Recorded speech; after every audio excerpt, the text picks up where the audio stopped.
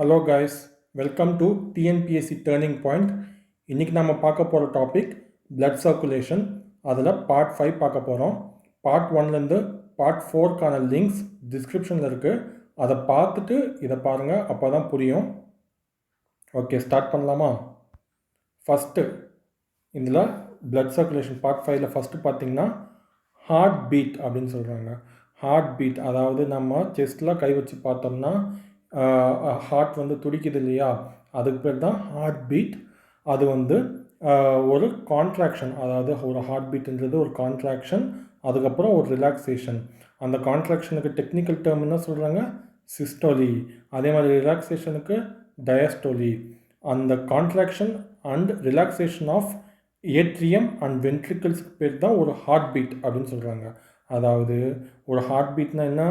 ஒரு contraction and relaxation of atrium and ventricular muscles இருக்குது பாருங்கள், அதுதான் வந்து ஹார்ட் பீட். ஓகே, ஜென்ரலாக ஒரு ஹார்ட் எவ்வளோ நேரம் துடிக்குதான்? ஒரு நிமிஷத்துக்கு 72 to 75 டைம்ஸ். இதுதான் வந்து ஜென்ரல் ஃபிகர். இதுதான் வந்து டிஎன்பிஎஸ்சி ஆன்சர் கீழேயும் 72 to 75 per minute அப்படின்னு தான் நீங்கள் எழுதணும். ஓகே, நெக்ஸ்ட்டு ஜென்ரலி அனிமல்ஸில் பார்த்தீங்கன்னு வச்சுக்கோங்களேன், ஹார்ட் பீட் வந்து 2 டைப்ஸ். ஹியூமன்ஸில் கிடையாது, அனிமல்ஸில் 2 டைப். ஓகே, அதில் பார்த்தீங்கன்னா neurogenic heart beat and myogenic heart beat அப்படின்னு சொல்கிறாங்க.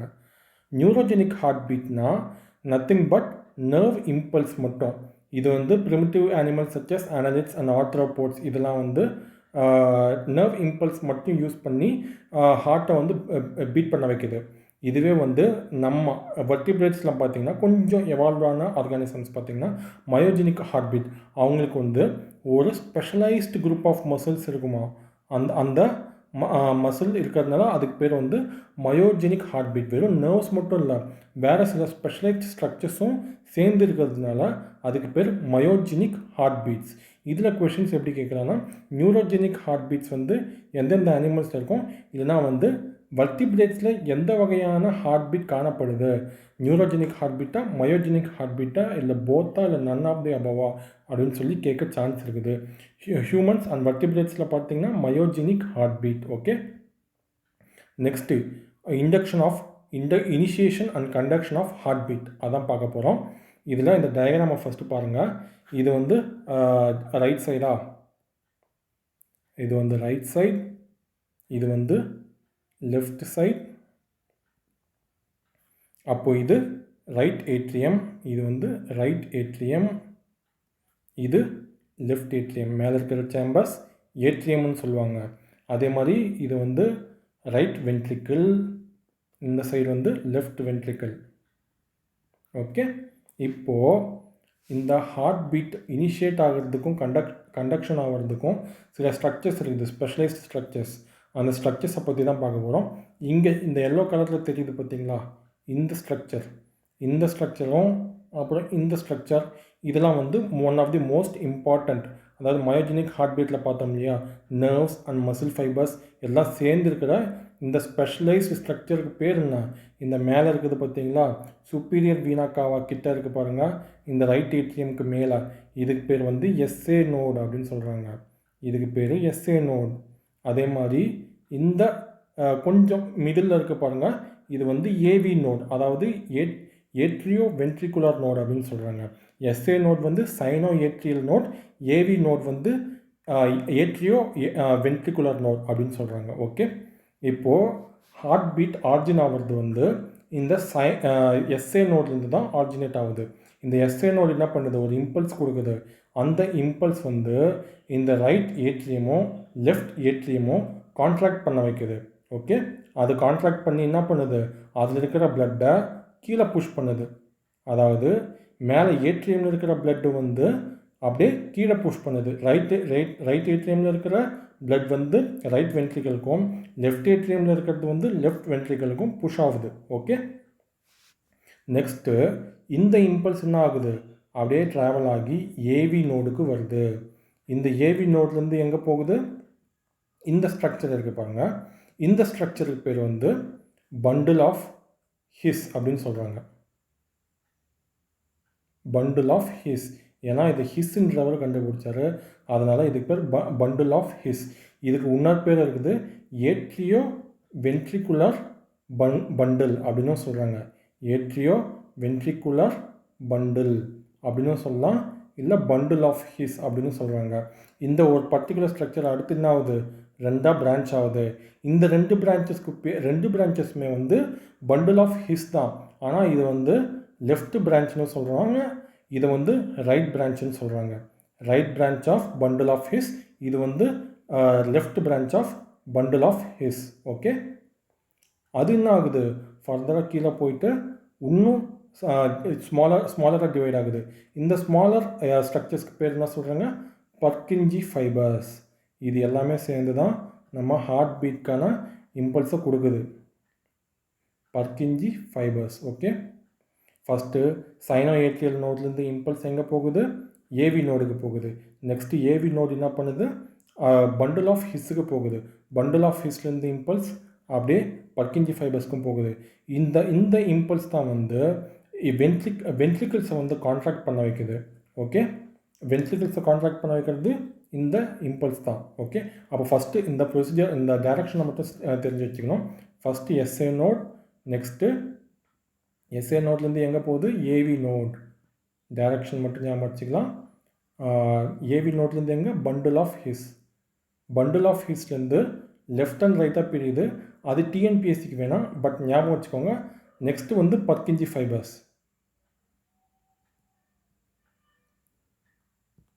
இதில் எஸ்ஏ நோடு முக்கியமான பாயிண்ட் பார்த்தீங்கன்னா, SA node is known as the natural pacemaker. Natural pacemaker. ஏன்னா ஹார்ட் பீட்டை வந்து இதுதான் இனிஷியேட் பண்ணுறதுனால இதுக்கு பேர் நேச்சுரல் பேஸ்மேக்கர் அப்படின்னு இதை ரெஃபர் பண்ணுறாங்க. ஓகே, இப்போது நம்ம இந்த டயக்ராமில் பார்த்த பாயிண்ட்ஸ் தான் ஃப்யூச்சர் ஸ்லைட்ஸ்லையும் நான் டினோட் பண்ணி வச்சுருக்கேன். பேசிக்கலி புக்கில் இருக்கிற அதே பாயிண்ட்ஸ் தான் இதுலேயும் இருக்கும். நீங்கள் புக்கை வேணால் ரெஃபர் பண்ணிக்கோங்க, இல்லை புக் இல்லைன்னா நான் அப்படியே ஒரு செகண்ட் பாஸ் பண்ணுறேன், அப்படியே பாஸ் பண்ணி நோட்ஸ் எடுத்துக்கிட்டுனா எடுத்துக்கோங்க. சேம் பாயிண்ட்ஸ் தான் இதுலேயும் எழுதியிருக்கேன். இதில் பார்த்தீங்கன்னா எஸ்ஏ நோடை பற்றி சொல்லியிருப்போம். எஸ்ஏ நோட் எங்கே இருக்குது, ரைட் ஏட்ரியம் கிட்டே இருக்குது. அங்கே சுப்பீரியர் வீனாக்காவோட ஓப்பனிங்கில் இருக்குது. சுப்பீரியர் வீனாக்காவை எங்கே ஓப்பன் ஆகுதோ அந்த ஏரியாவில் இருக்குது. எஸ்ஏ நோட் வந்து எப்படி இருக்கான், மேலே வந்து ப்ராடராகவும் கீழே வந்து டேப்பர்டாகவும் இருக்குது. மேலே வந்து கொஞ்சம் ப்ராடராகவும் கீழே வந்து கொஞ்சம் டேப்பர்டாகவும் இருக்குது அப்படின்னு சொல்கிறாங்க. Next sino atrial node. Sino atrial node already பார்த்தோம் அந்த டயக்ராமில். சைனோ ஏட்ரியல் நோட் வந்து பேஸ் மேக்கராக ஆக்ட் ஆகுது அப்படின்னு சொல்கிறாங்க. நெக்ஸ்ட்டு எஸ்ஏ நோட்லேருந்து எங்கே போகுது, ஏட்ரியோ வென்ட்ரிகுலர் பண்டில், இல்லைனா பண்டில் ஆஃப் ஹிஸ்னு சொல்கிறாங்க. ஏட்ரியோ வென்ட்ரிகுலர் பண்டில் யார் டிஸ்கவர் பண்ணது, ஹிஸ் அப்படின்ற ஒரு சயின்டிஸ்ட். அவர் 1893 டிஸ்கவர் பண்ணுறாரு. அதனால் அதுக்கு பேர் பண்டில் ஆஃப் ஹிஸ். அதுலேருந்து பர்கின்ஜி ஃபைபர்ஸ்க்கு அந்த இம்பல்ஸ் டிரான்ஸ்போர்ட் ஆகுது. நெக்ஸ்ட்டு பல்ஸ்னால் என்ன அப்படின்னு பார்க்குறாங்க. when the heart beats the blood is forced into arteries. The expansion of artery every time the blood is forced into it is called pulse. அதாவது நம்ம heart பீட்டுக்கு ஏற்ற மாதிரி ஹார்ட் பீட் அப்போ ஒரு ப்ரெஷர் கொடுக்குது இல்லையா, ஹார்ட்டு பிளட் வெசல்ஸில் ஆர்ட்ரிஸில். ஸோ அந்த arteries தான் நம்ம எங்கே ஃபீல் பண்ண முடியுதா, நம்ம ரிஸ்ட்டில் ஃபீல் பண்ண முடியுது. அதுக்கு பேர் தான் பல்ஸ் அப்படின்னு சொல்கிறாங்க. அது பல்ஸ், நார்மல் பல்ஸ் ரேட் எவ்வளோ, 70 to 90 per minute. ஓகே, அதோட மெயின் ரீசன் ஹார்ட் வந்து பிளட்டை ஆர்டரிஸில் ஃபோர்ஸ் பண்ணுது. அதனால தான் பல்ஸ் வந்து நம்மளால் ரிஸ்ட்டில் பார்க்க முடியுது. அதே மாதிரி கார்டியாக் சைக்கிள் அப்படின்னு சொல்கிறாங்க. கார்டியாக் சைக்கிள் அப்படின்னா என்ன, ஒரு ஹார்ட் பீட் ஸ்டார்டிங்லேருந்து எண்டு வரைக்கும் முடியறது தான் வந்து கார்டியாக் சைக்கிள். ஒரு கார்டியாக் சைக்கிளும் என்னது 0.8 செகண்ட்ஸ் லாஸ்ட் ஆகுதான். அதாவது ஒரு ஹார்ட் பீட்டுன்றது வந்து 0.8 செகண்ட் லாஸ்ட் ஆகுது. அந்த ஆல்ரெடி ஃபஸ்ட்டு ஸ்லைடில் பார்த்த மாதிரி ஒரு ஹார்ட் பீட்டுன்றது என்னது, contractions and relaxations. Contraction and relaxation, இதுதான் வந்து கார்டியாக் சைக்கிள் அப்படின்னு சொல்கிறாங்க. ஓகே, அதாவது இந்த 0.8 செகண்ட்ஸில் வந்து நெக்ஸ்ட்டு ஃபர்தராக பிரிக்கிறாங்க. Atrial systole. அதாவது சிஸ்டோலினா என்ன, systole means contraction, diastole means relaxation. Systole means contraction of muscles, டயஸ்டோலினா ரிலாக்ஸேஷன் ஆஃப் மசில்ஸ். அப்போது ஏட்ரியல் சிஸ்டோலி எவ்வளோ நேரம் ஆகுதான்? 0.1 செகண்ட்ஸ். ஏட்ரியல் சிஸ்டோலினா ஏட்ரியல் மீன்ஸ் அந்த ரைட் ஏட்ரியம் லெஃப்ட் ஏட்ரியம் இருக்கிறது பார்த்தீங்களா, அது வந்து கான்ட்ராக்ட் ஆகிறது வந்து 0.1 செகண்ட் லாஸ்ட் ஆகுது. ஓகே, நெக்ஸ்ட் பார்த்தீங்கன்னா வென்ட்ரிகுலர் சிஸ்டோல். வென்ட்ரிகுலர் சிஸ்டோல் வந்து வென்ட்ரிக்கிள்ஸ் கீழே இருக்கிற வென்ட்ரிக்கிள்ஸ் கான்ட்ராக்ட் ஆகுது பாருங்கள், அதுக்கு பேர் வென்ட்ரிகுலர் சிஸ்டோல் அப்படின்னு சொல்கிறாங்க. நெக்ஸ்ட்டு பிளட்டை பம்ப் பண்ணி முடித்ததுக்கப்புறம் வென்ட்ரிக்கிள்ஸ் வந்து மறுபடியும் ரிலாக்ஸ் ஆகும், அதுக்கு பேர் வென்ட்ரிகுலர் டயஸ்டோல். அப்போது ஏட்ரியல் சிஸ்டோல் வந்து 0.1 செகண்ட், வென்ட்ரிகுலர் சிஸ்டோல் வந்து 0.3 செகண்ட். அந்த ரிலாக்ஸேஷன் இருக்குது பாருங்கள், வென்ட்ரிகுலர் டயஸ்டோல், அது மட்டும் 0.4 செகண்ட்ஸ். நெக்ஸ்ட்டு ஹார்ட்டோட சவுண்டு. ஹார்ட் எப்படி துடிக்கும்? லப் அண்ட் டப் அப்படின்னு சொல்கிறாங்க. லப் அண்ட் டப் அப்படின்ற சவுண்ட் கொடுத்து துடிக்குது அப்படின்னு சொல்கிறாங்க. இது வந்து ஒரு ரித்தம். இந்த ரித்தம் தான் வந்து ரித்தம் ஆஃப் லைஃப். இது பேசிக்லி ஹார்ட்டோட வால்ஸும் ஹார்ட் மசில்ஸும் ஓப்பன் ஆகி க்ளோஸ் ஆகிறது தான் இந்த சவுண்டுக்கான காரணம். அதாவது ஃபஸ்ட்டு சவுண்ட் வந்து லப் அப்படின்னு சொல்கிறாங்க. இந்த லப் எதனால் ஆகுது? Closure of tricuspid and bicuspid valves. அதாவது ரைட் ஏட்ரியம்க்கும் ரைட் ஏட்ரியம் ரைட் வென்ட்ரிக்கிள்ஸ் நடுவில் ஒரு வால்வ் இருக்குதுன்னு சொன்னோம் இல்லையா, அந்த வால்வுக்கு பேர் right atrium left atrium right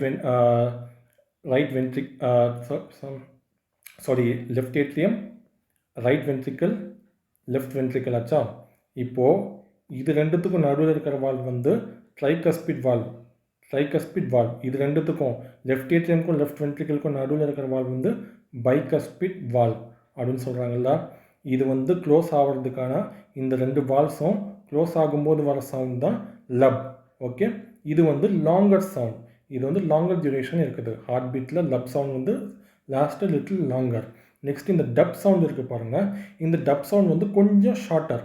அதாவது இந்த செமிலூனார் வால்ஸ் இருக்குது பாருங்கள், பல்மனரி ஆர்ட்ரி, அயோர்ட்டா, இங்கெல்லாம் இருக்கிற பல்மனரி செமிலூனார் வால்ஸ் க்ளோஸ் ஆகிறதுனால வர சவுண்டு தான் வந்து டப் அப்படின்னு சொல்கிறாங்க.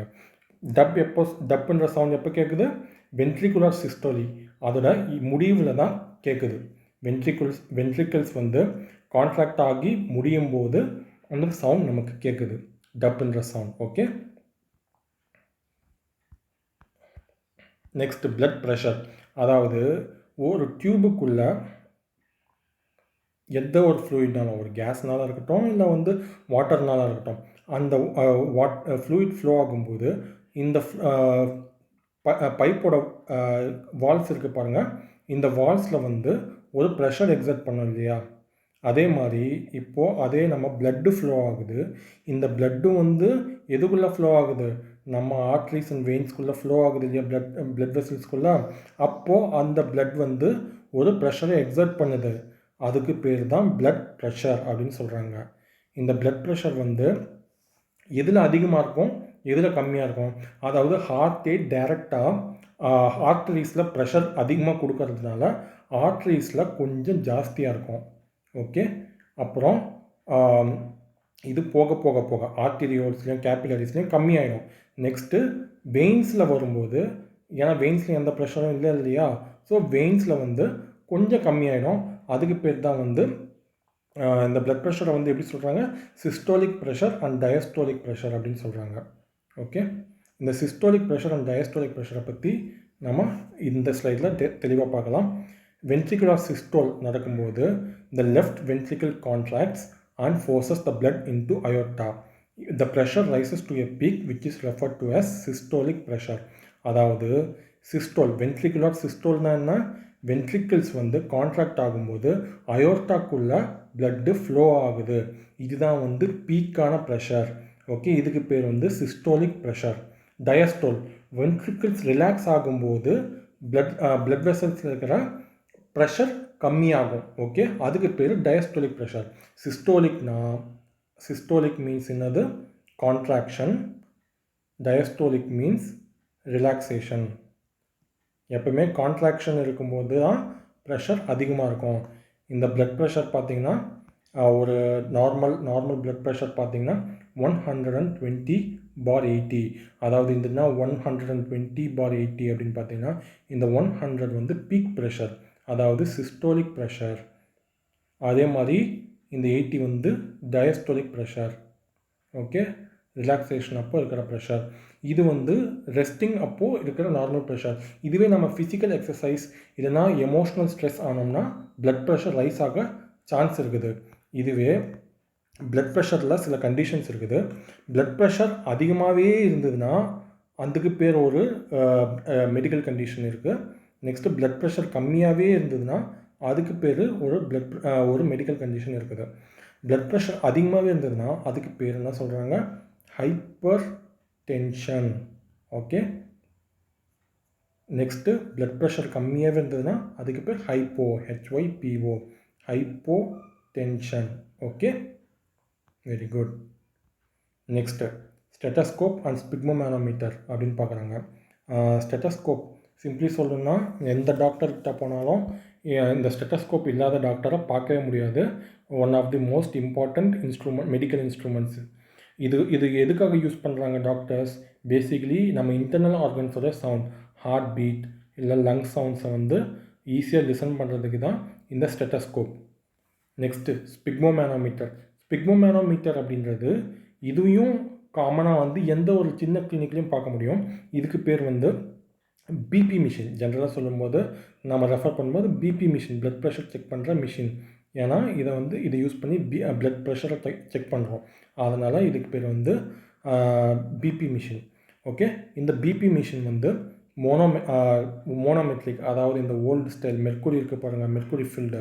அதனால் இது மோனோமெட்ரிக் ஓல்டு ஸ்டைல். அதே மாதிரி இப்போ மாடர்னாக வந்திருக்கிறது வந்து டிஜிட்டல் அப்பரேட்டஸ்.